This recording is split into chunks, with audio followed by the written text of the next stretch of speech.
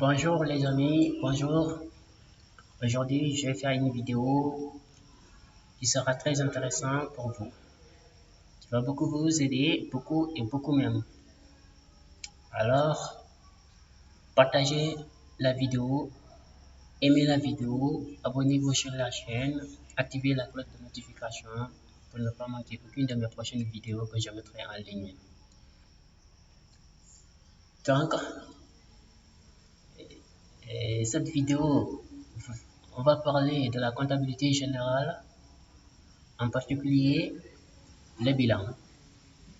Avant d'entamer le bilan, nous allons aussi parler de trois choses et que vous devriez savoir en la comptabilité en tant qu'un débutant ou quelqu'un qui vient de voir ou bien entendre la notion de comptabilité, c'est-à-dire nous allons commencer en premier temps les fonctions de la comptabilité. Voilà quelles sont les fonctions de la comptabilité.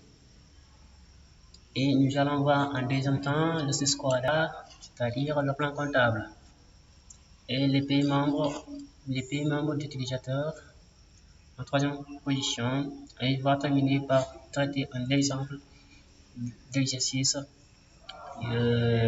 du bilan et qui sera très simple, pas compliqué. Donc, si vous voudrez vraiment comprendre le bilan depuis aujourd'hui, alors je vous conseille de suivre la vidéo jusqu'à la fin. Donc, nous allons parler en premier temps, comme j'ai dit, les fonctions de la comptabilité. Les fonctions de la comptabilité générale. On voit les différents types de fonctions de la comptabilité générale dans l'image qui nous suit, que nous voyons sur l'écran. Donc, la comptabilité est là, à des branches comme suite. Donc, nous voyons quand nous analysons cette branche, on voit que la comptabilité est chargée des stocks. Des stocks de quoi? Des stocks que ce soit une entreprise commerciale ou une entreprise de service ou une entreprise industrielle. Elle va s'intéresser aux stocks de marchandises dans l'entreprise commerciale et les stocks de produits finis et de différentes matières dans des entreprises industrielles. Elle s'en charge des ressources humaines, c'est-à-dire la qualité des personnels et la qualité des biens, l'achat éventuellement logistique. La production, elle est fondamentale aussi. Contrôle de gestion évidemment et enfin les ventes. Ce sont les fonctions de la comptabilité générale. Donc, à partir de cette vidéo, vous devez aussi savoir que voici les fonctions de la comptabilité générale. Comme maintenant, on va passer sur la définition, à définir la comptabilité générale. Et donc, il n'est pas, en tout cas, il n'est pas préférable de parler de la comptabilité sans autant donner une définition. Elle n'a pas une seule définition, mais nous allons en proposer l'une des définitions. Donc, nous allons lire la définition ensemble. La comptabilité générale est une technique d'enregistrement, de stock et de traitement de l'information et est un système d'information normalisé et réglementé ayant pour l'objet d'offrir une image fidèle du patrimoine, de la situation financière et des résultats de l'entreprise. Donc, analysons les grandes parties de cette définition pour mieux vous expliquer encore la comptabilité. Donc, la comptabilité, c'est une technique. C'est une technique que nous allons faire en comptabilité qui permettra d'enregistrer les informations. Vous voyez les informations et le stock. Elle s'intéresse au stock des matières premières, des produits finis, des marchandises. Voilà. Et elle est réglementée ayant pour l'objet d'offrir une image fidèle du patrimoine, c'est-à-dire ici, c'est la situation nette de l'entreprise. On ne doit pas surévaluer le patrimoine de l'entreprise, ni sous-évaluer le patrimoine, mais de façon fidèle au patrimoine de l'entreprise et de la situation financière. des résultats de l'entreprise. Donc, c'était ça la définition.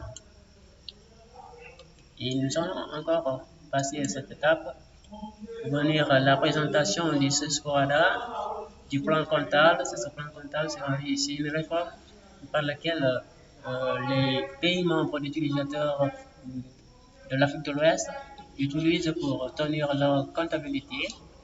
Donc, à travers ce document, nous allons avoir des comptes de la classe 1, la classe 9, et aussi trop nombreuses, mais ne vous inquiétez pas, pour traiter la comptabilité, ce document vous aurez permis. Maintenant, on va également parler de la lecture de ce plan comptable. Donc, pourquoi je vous dis de rester jusqu'à la fin.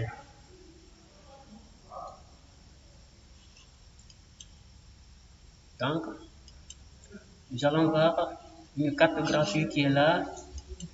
Une cartographie, cette cartographie nous montre en couleur bleue qui sont là, les pays qui sont en couleur bleue qui dit que ce sont ces pays qui utilisent le même plan comptable. On appelait le SESCOADA.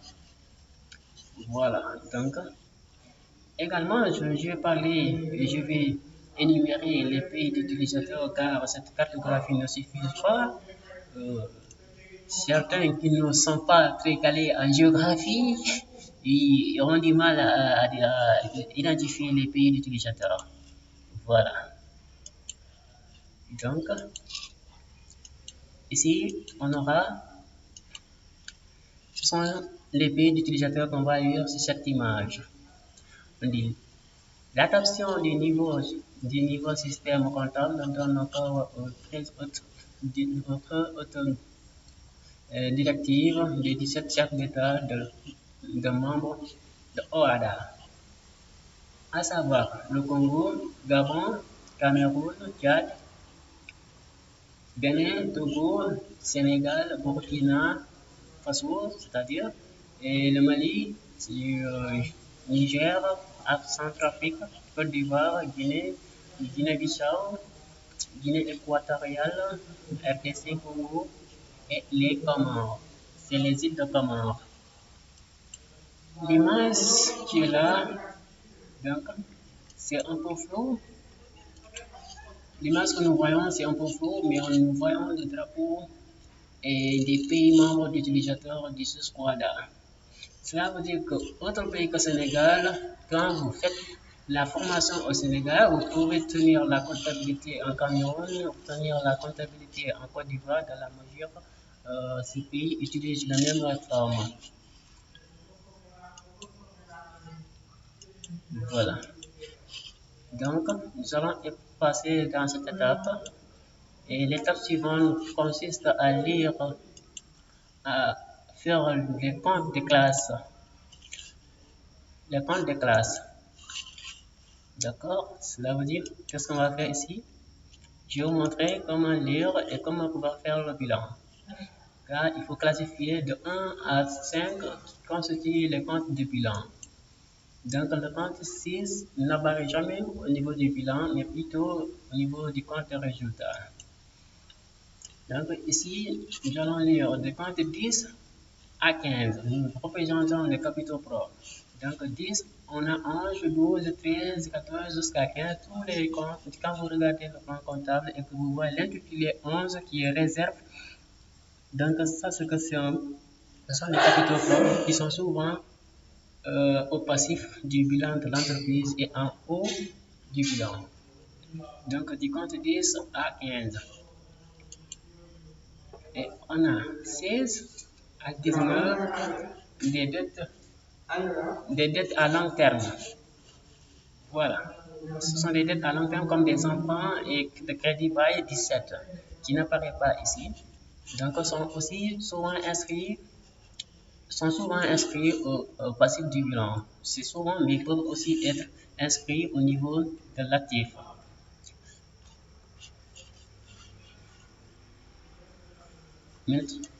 Et on voit encore les comptes commençant par 2. Sont des immobilisations. Des immobilisations, par définition, c'est tout bien qui dure dans l'entreprise au moins d'une année. Donc, si vous voyez un bien qui dure dans l'entreprise au moins d'une année, donc Ce n'est rien d'autre que des immobilisations, sont de la classe 2, sont tous inscrits à l'actif du bilan.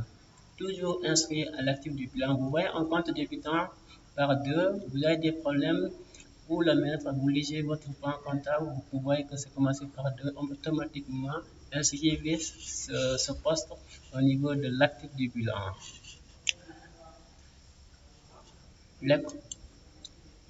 Et on a les comptes commençant par 3 et 4 sont appelés les comptes circulants, c'est-à-dire sont à la fois actifs et passifs, peuvent aller et venir. Donc, ce sont des comptes infidèles. On a les comptes commençant par 5, ce sont appelés les comptes de trésorerie, cela veut dire la banque, c'est un compte de trésorerie, Orange Money, c'est un compte de trésorerie, et la caisse, c'est le compte 571, c'est un compte de trésorerie, sont mis et à l'actif et par conséquent, en cas de découverte bancaire, seront inscrits au niveau du passif de l'entreprise. Donc, ce sont des comptes de trésorerie qui viennent en dernière position du bilan. Donc, maintenant, on va traiter un exercice typique qui sera très simple ici. On va traiter qui sera simple concernant le bilan. Donc, le premier mois de l'année N+1, la SAZIM représente les éléments suivants. Capital 10 millions, bâtiment 5 millions, terrain 3 millions, marchandises 1 million 500.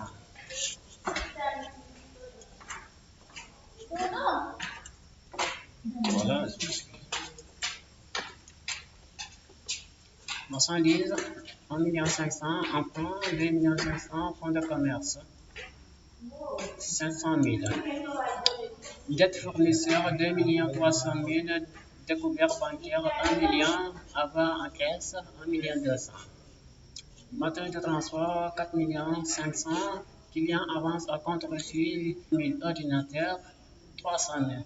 Ce sont des éléments qui sont là, qui constituent les éléments du bilan de l'entreprise. Maintenant, notre travail sera à placer au niveau du bilan.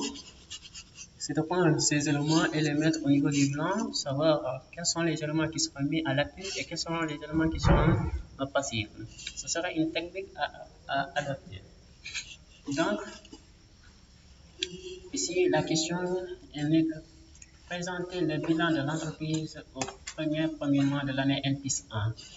La deuxième question est de calculer le patrimoine de l'entreprise de deux manières différentes. Voilà. Donc, nous allons commencer à faire cet exercice ensemble.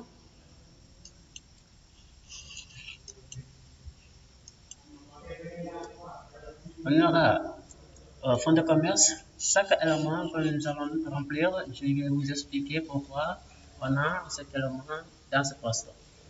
On a un fonds de commerce qui est inscrit au niveau de l'actif avec son montant de 500 000. Vous voyez, le fonds de commerce, il est là. Le fonds de commerce, il est là, autant pour moi. Donc, le fonds de commerce, c'est-à-dire le fonds de commerce, c'est une immobilisation, le compte de 221. C'est le compte 21, autant pour moi, ça commence par 21, donc on le met au niveau du bilan. Et on met également le terrain aussi sur le compte 22, après 21 c'est 22.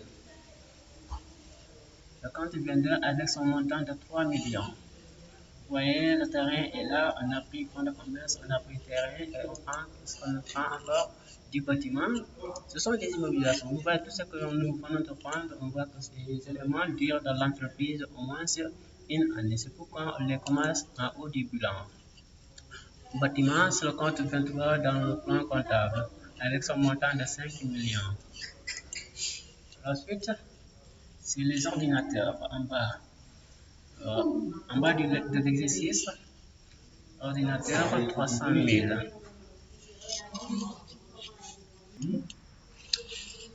l'ordinateur 300 000, on vient voir. On a les matériels de transport 4 500 000. Les matériels de transport sont aussi des obligations. Commençons par compte 2. C'est le numéro de compte 245. Et tandis que l'ordinateur, c'est le 244. Donc, c'est depuis, vous voyez que le bilan, à la type du bilan, c'est de moins liquide au plus liquide. Donc, ils ont une liquidité croissante. On voit que fonds de commerce, c'est moins liquide, terrain, c'est moins liquide si on dit qu'on va, c'est-à-dire toucher à la liquidité qui fait allusion à la monnaie. Donc, c'est la caisse qui est là. Enfin, du bilan. Sur le compte 571, 1 200 000, donc elle est plus tangible que des autres. Et les marchandises aussi, qui sont là, sur le compte 31. Marchandises, stock de marchandises, 1 500 000. Donc, à travers cette lancée, nous avons pu parvenir à remplir les éléments de l'actif et nous avons passé aux éléments du passif.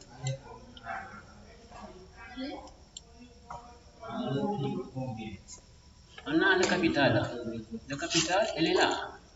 Le capital, il est là. Donc, le capital, c'est le premier élément qu'on va mettre en haut du bilan. C'est le compte 10. Et l'emprunt, 2 500 000. Ouais, je vais vous expliquer pourquoi le capital. À la constitution de l'entreprise, le premier de l'année N, c'est la date de création de l'entreprise. Donc, pour créer une entreprise, il faut d'abord concerter des associés qui vont faire leur apport soit en nature ou en numéraire. Donc, ça, c'est apport en numéraire ou en nature, donc qu'il a de capital.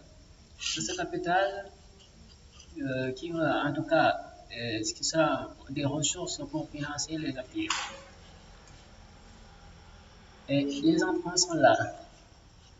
Les emprunts, on les met ici avec 2 500 000. Maintenant, on a passé une étape pour dire que l'actif du bilan représente tous les biens qui possèdent par l'entreprise,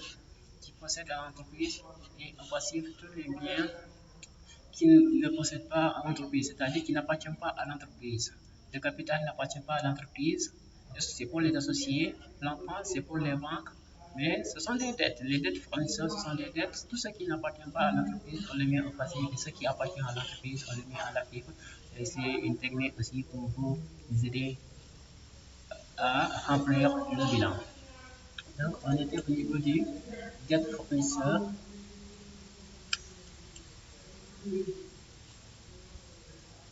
Voilà. On a enregistré le dette fournisseur et maintenant découvert bancaire. Découvert bancaire 1 million. Découvert bancaire, c'est le contraire d'avoir en banque. C'est-à-dire, pour expliquer découvert bancaire, à la date du 15, supposons, le découvert bancaire se fait à la date du 15 du mois. Vous partez à la banque, vous n'avez pas de l'argent dans votre compte et vous voulez dire coûte à coûte d'avoir de l'argent. Vous partez au niveau de votre banque et vous faites une découverte bancaire et la banque vous crédite, vous donne 1 million. Et dès que votre salaire sera viré, la banque va vous couper les 1 million, ce qu'on appelle les découvertes bancaires. Donc ici, on le met au passif. Si c'était la banque, tout simplement, on le met ici. Et voilà, on a le total du bilan qui est là. Il y a des éléments qui ont cité, mais en tout cas, on les a mis. Donc, il faut comprendre que tous les éléments qu'on a mis ici, ce sont des éléments à qui qu'on devrait prendre en compte. Et le total, le principe doit être total débit, total actif doit être égal total passif. On a 16 millions, 16 millions. Donc, comme que c'est le début de l'année, le début d'exercice, on n'a pas de résultat. Sinon, un bilan va avoir un résultat, mais avec la création de l'entreprise, il n'y avait pas de résultat. C'est évident, on ne peut pas créer une entreprise aujourd'hui et dégager un résultat aujourd'hui. Il faut, en tout cas, réaliser quelque chose. C'est la constitution. Donc, le résultat ici est égal à 0. C'est 6 millions, total débit égale total crédit, 6 millions. D'où nous allons Nous avons terminé avec la présentation du bilan de l'entreprise du premier trimestre de l'année 1. C'est ce travail que vous devez faire et vous devez trouver total actif doit être total passif. C'est le principe de la comptabilité. La deuxième question, on a la réponse. La réponse de la deuxième question.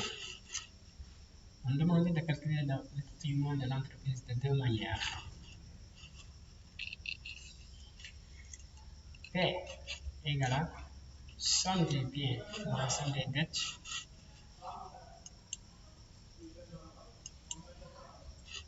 et somme des biens moins somme des dettes P égale à 16 millions moins 6 millions. Des biens, c'est-à-dire les dettes, à l'exception du capital. Le capital, ce ne sont pas des dettes de qui, mais à l'exception des capitaux propres, s'il y avait des résultats, on ne se prend pas en compte les résultats comme des dettes. Les dettes commencent au niveau de qui? Au niveau de ce qu'on appelle au niveau de l'emprunt jusqu'à la fin des dettes. Et on a trouvé ici le patrimoine qui est égal à 10 millions. C'est la situation nette de l'entreprise. Et en deuxième manière, on a dit P égale à capital plus résultat. Comme on dit que le résultat ici est égal à 0, donc le patrimoine sera P égale à 10 millions, le montant du capital plus 0. Donc P en deuxième est égal à 10 millions. Dans tous les deux cas, nous devons trouver le nouveau résultat. P égale à P, 10 millions est égal à 10 millions.